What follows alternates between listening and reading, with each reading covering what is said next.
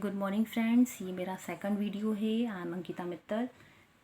First video अगर किसी ने नहीं देखा हो तो प्लीज़ आई रिक्वेस्ट यू कि फ़र्स्ट वीडियो देखिए। उसमें अकाउंट क्या होता है वो पूरे अच्छे तरह समझाया गया है, उसके कुछ रूल्स बताए गए हैं जनरल के।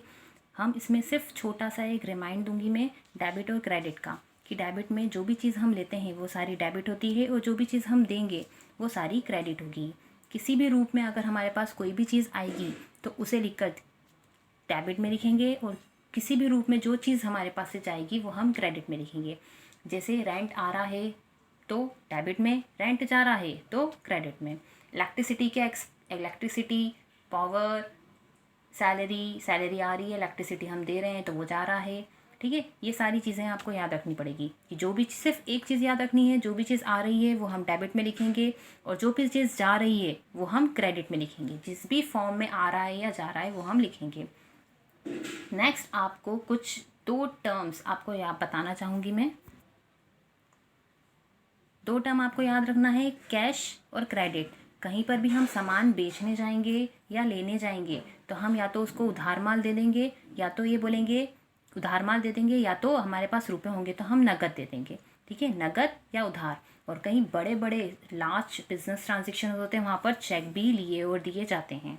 ठीक है, पर छोटे स्मॉल ट्रांजेक्शन्स में कैश और क्रेडिट चलता है। या तो हमारे पास नकद होंगे तो हम नकद बेच देंगे या ले लेंगे, और अगर हमारे पास नकद नहीं होंगे तो हम उधार माल देंगे या उधार माल लेंगे।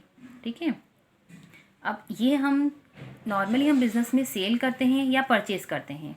पहले परचेज़ करेंगे रॉ मटेरियल, उसको फिनिश गुड्स में कन्वर्ट करके और फिर सेल कर देंगे। ठीक है, ये दो ट्रांजेक्शन्स होते हैं।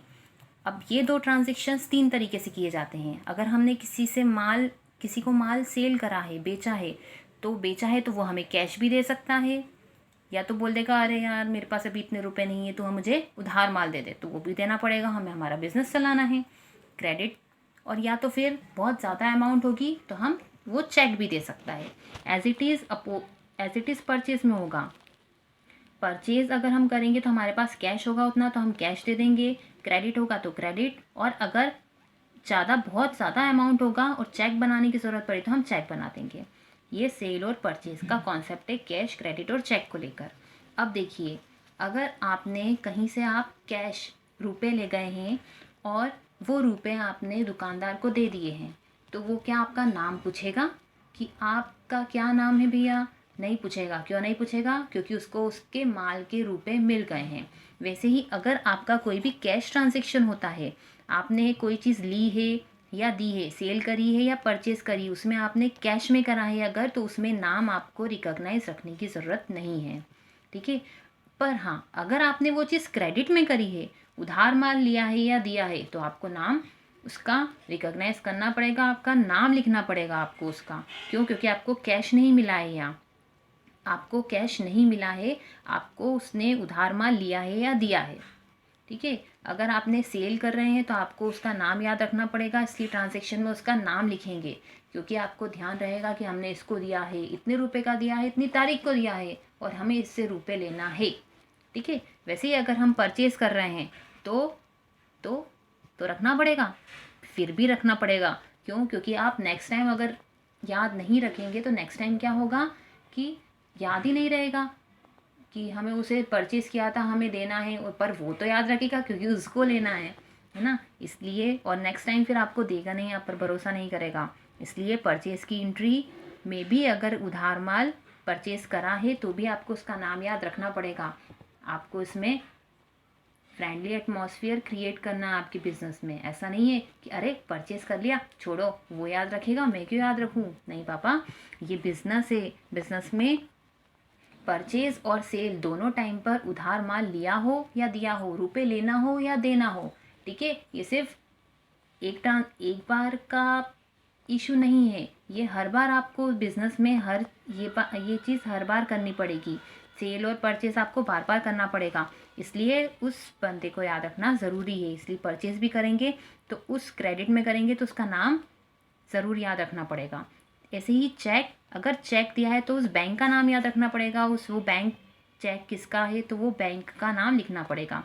ट्रांजैक्शन इस नाम से होंगे, ये ध्यान रखिएगा। सेल आपने कैश में करा है तो नाम नहीं आएगा, कैश आएगा। क्रेडिट में करा है तो नाम आएगा, और चेक में करा है तो बैंक का नाम आएगा। एज इट इज़ परचेज में भी होगा। उसके बाद आपको कुछ मैं ट्रांजेक्शन्स बताती हूँ कि क्या डेबिट होगा, क्या क्रेडिट होगा। अगर वो ट्रांजेक्शन्स आपको समझ में आ गए तो पूरी जनरल एंट्रीज आपके माइंड में फिट हो गई। एक बात और ध्यान रखिएगा, अगर जनरल एंट्री आपको आ गई है तो पूरा अकाउंट आ गया है, पूरा बेस जनरल एंट्री पर ही है। मैं आपके सामने कुछ जनरल एंट्रीज लेकर आई हूँ। वो जनरल एंट्रीज, वो ट्रांजेक्शन्स हैं। सबसे फर्स्ट हम बिज़नेस स्टार्ट करेंगे। बिज़नेस स्टार्ट करने के लिए एंट्री होगी कमेंस बिजनेस विथ कैश। मतलब हम कैपिटल लगाएंगे, हमारी पूंजी लगाएंगे कुछ कैश के रूप में बिजनेस में, तभी तो परचेज कर पाएंगे और फिर उसके बाद ही सेल कर पाएंगे। तो हमारे पास कमेंस बिजनेस विथ कैश, हमने कैश रिसीव करा है, ठीक है, और हमारा कैपिटल कम हुआ है, तो हम cash account debit to capital account. To क्यों लिखाया? क्योंकि ये क्रेडिट है, क्रेडिट लिखाता नहीं है, क्रेडिट टू के फॉर्म में यहाँ पर लिखाएगा, ये ध्यान रखिएगा। इसका फॉर्मेट अभी मैं बताऊंगी, इसको कैसे लिखना है, ये पूरी डिटेल आपको नेक्स्ट वीडियो में प्रोवाइड करूंगी। पर पहले ये चीज़ लिख करना ज़रूरी है कि आता कहाँ है, क्या चीज़ क्रेडिट में आती है, क्या चीज़ डेबिट में आती है। लिखने में तो आप लिख लेंगे, कोई प्रॉब्लम नहीं है, पर समझ में भी तो आना चाहिए कि क्या लिखना है। नेक्स्ट, बॉट मतलब purchase, purchase goods from Kishore for cash. अगर कैश लिखा हुआ आ गया तो हमें इसके नाम से कोई भी मतलब नहीं है, आपको पहले भी बता चुकी हूँ। कैश लिखा हुआ आ गया मतलब हमने परचेज करा है कैश में, ठीक है, परचेज करा है कैश में, परचेज करा है, माल खरीदा है ना, और कैश दिया है, कैश दिया है, तो हम कहाँ पर लिखेंगे? क्रेडिट में। और क्या चीज़ हमारे पास आई है? परचेज या गुड्स, कुछ भी लिख सकते हैं आप। वो चीज़ डेबिट। हमारे पास क्या आई है? गुड्स आया है तो वो चीज़ डेबिट, कैश गया है तो वो क्रेडिट, ठीक है। वैसे ही अगर bought goods from Ram, Ram यहाँ पर कैश नहीं लिखा है, मतलब इट्स अ क्रेडिट। उधार माल हमने परचेज करा है राम से, हमारे पास क्या आया? गुड्स आया, गुड्स या परचेज कुछ भी लिख सकते हैं। रिसीव करा है, इट्स अ डेबिट, और क्या चीज़ क्रेडिट होगी? राम। हमारे पास कैश नहीं आया है तो हमें उसका नाम रिकॉग्नाइज रखना पड़ेगा, इसलिए राम। नेक्स्ट देखिए, goods sold to Naresh for cash, हमने सेल करा है कैश में, तो हमारे पास क्या आया है? हमारे पास हमने बेचा है माल कैश में, तो हमारे पास कैश आया है, तो डेबिट में आ जाएगा कैश, और क्या गया है हमारे पास से? माल, तो टू गुड्स या टू सेल, ठीक है। वैसे ही अगर सेल करेंगे क्रेडिट में, goods sold to Hari on credit, credit में आ गया, मतलब उधार माल हमने बेचा है तो कैश नहीं आया है हमारे पास, उसका नाम याद रखना पड़ेगा, तो हरी डेबिट, और क्या चीज़ गई हमारे पास से? गुड्स या सेल करा है, ठीक है। ये चीज़ क्लियर हुई। जहाँ पर भी अगर कैश लिखा हुआ आ गया मतलब वो क्रेडिट ट्रांजेक्शन नहीं है, वहाँ पर कैश ही आएगा, है ना। नाम लिखा हुआ आ गया या क्रेडिट लिखा हुआ आ गया, it's a credit transaction. Clear है?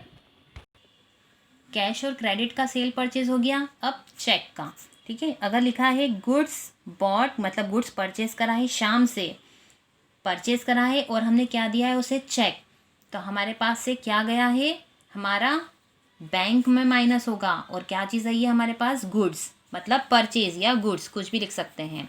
हमारे पास गुड्स आया है और चेक गया है, मतलब बैंक से रुपये माइनस होगा, इसलिए टू बैंक लिख दिया। क्लियर है? अब यही चीज़ ये ध्यान रखिएगा, अगर हमारे पास चेक आता है तो हम लिखेंगे कैश, ठीक है। Goods sold from Rohan, sale करा है रोहन और उसने हमें चेक दिया है, तो हम उसे कैश लिखेंगे, बैंक नहीं लिखेंगे। हमारे पास क्या आया है? चेक के रूप में कैश आया है, तो cash account debited to sale account.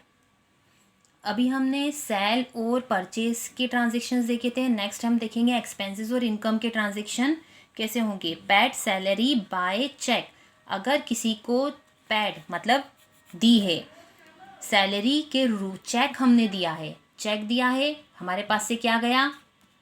Check गया, बैंक में से माइनस होगा, टू बैंक। डेबिट क्या होगा? क्या दी हमने? सैलरी, ठीक है। रिसीव, सैलरी हमने रिसीव नहीं करी है, सैलरी का क्या रिसीव करा है? कि हमने सैलरी दी है, उसका एक यूँ समझ लो कि पर्चा रिसीव करा है, ठीक है। तो सारे एक्सपेंसेस हमने बताया था आपको कि डेबिट में आएंगे, आपके रूल्स में देखिएगा। सैलरी अकाउंट डेबिट, क्या गया है हमारे पास से? चेक गया है बैंक के रूप में, तो bank. Paid salary to Naresh, Naresh को सैलरी पे करी है, कैश में ही करी है, क्या गया cash, it's a credit and salary is debit, all expenses are debit. ठीक है। रिसीव रेंट, रेंट रिसीव करा है, इट्स हमारी, ये हमारी क्या है इनकम, ऊपर ये सैलरी क्या थी हमारे एक्सपेंसेस, इनकम। रिसीव करा है रेंट सुरेश से। ठीक है। तो हमारे पास क्या आया कैश आया, कैश डेबिट टू, क्या दिया हमने उसको एक पर्चा फाड़ के दिया कि हाँ भैया रेंट ले लिया है तुझसे। ठीक है। तो हमारे पास से क्या गया वो पर्चा गया, किस नाम से गया रेंट नाम से गया, तो cash account debited to rent account. अब अगर हमने रिसीव करा है चेक से, तो आपको बताया अगर कभी भी चेक रिसीव करते हैं तो कैश आता है। Check receive from Vinay, check receive करा है विनय से तो कैश आया हमारे पास, और किसने दिया है विनय ने। नेक्स्ट देखिए, receive cheque from Vinay and send to bank, ये दो एंट्री अपोजिट है। इसमें चेक रिसीव करा है हमारे पास ही रखा है हमने, इसलिए कैश टू विनय आया, और इसमें विनय से चेक रिसीव कर लिया है और बैंक में दे दिया है। ठीक है। तो हमारे पास कहाँ है चेक, वो तो बैंक के पास है, तो हमने क्या चीज़ लिख दी यहाँ पर bank account debited to Vinay account. इन दोनों में डिफरेंस याद रखिएगा, अगर हमारे पास चेक आया है तो हम कैश लिखेंगे, और आया है और फिर हमने बैंक में दे दिया तो वो बैंक आ जाएगा। ठीक है। पैड हरी बाय चेक, हरी को चेक, पैड मतलब पे करा है हरी को चेक के द्वारा, तो हमारे पास से क्या चीज़ गई है हमारा चेक, बैंक किसके पास गया है हरी के पास, तो रिसीव कौन कर रहा है हरी, इट्स अ डेबिट, और क्या चीज़ गई है बैंक चेक। नेक्स्ट देखिए, अगर कुछ हमें कैश डिपॉजिट करना है बैंक में, cash deposited into bank, bank में हमने कैश डिपॉजिट करा है तो क्या गया हमारे पास से कैश गया। ठीक है। और क्या चीज़ है हमारे पास बैंक की पासबुक में। ठीक है। तो रिसीव कौन कर रहा है बैंक कर रहा है, तो bank account debited to cash account. Next withdraw मतलब होता है कि हमने कोई चीज़ बैंक रुपए निकाली है, विड्रॉ करी है ना। अब विड्रॉ तीन तरीके से होता है। फर्स्ट होता है विड्रॉ करा है बैंक से, है ना। अब ऐसे ही लिखा आ गया सिर्फ विड्रॉ फ्रॉम बैंक, बैंक से हमने रुपए निकाले हैं, तो क्या निकाला है हमारे पास क्या आया कैश आया, कहाँ पर कम हुआ बैंक, देने वाला कौन है बैंक, लेने वाला क्या चीज़ हमारे पास आ रही है cash, cash account debited to bank account. Next second चीज़ होगी हमने क्यों यू निकाला है बैंक से, या तो हमारे पर्सनल प्राइवेट यूज़ के लिए, और थर्ड चीज़ होगी या तो ऑफिस के लिए। अब कभी भी अगर पर्सनल या प्राइवेट यूज़ के लिए हम कैश विड्रॉ करते हैं, ड्राइंग लेते हैं, तो क्या होगा वो चीज़ विड्रॉ करेंगे अगर हमारे पर पर्सनल यूज़ के लिए तो वो चीज़ लिखाएगी ड्राइंग। अगर पर्सनल यूज़ के लिए बैंक से रुपए निकाल रहे हैं तो लिखाएगा ड्राइंग, अगर ऑफिस यूज़ के लिए निकाल रहे हैं तो ड्राइंग नहीं लिखाएगा, ये चीज़ ध्यान रखिएगा। Withdraw cash for personal use from bank, drawing account debited to bank account. ठीक है। क्या चीज़ हम रिसीव कर रहे हैं ड्राइंग, हमारे पर्सनल यूज़ के लिए निकाल रहे हैं, हम ऑफिस के लिए नहीं निकाल रहे हैं जो कैश लिखे हैं, है ना। ये सब ट्रांजेक्शन हम ऑफिस या बिजनेस के लिए कर रहे हैं। अगर बिजनेस में कुछ चीज़ होगा, जैसे आप ऑफिस के लिए निकाल रहे हैं तो यहाँ पर कैश लिखाया, पर आपके पर्सनल यूज़ के लिए निकाल रहे हैं तो आप ड्राइंग लिखेंगे। ठीक है। क्लियर है। ये कुछ ट्रांजेक्शन से ये आप रिमाइंड रखिएगा। इन्हीं बेस पर आपको नेक्स्ट वीडियो में आपके फॉर्मेट के साथ इन सब ट्रांजेक्शन्स की एंट्री कैसे की जाती है, टोटल कैसे किया जाता है, क्या चीज़ रिमाइंड रखी जाती है, ये चीज़ बताऊंगी। ठीक है। ओके, अभी के लिए थैंक यू, बाय बाय।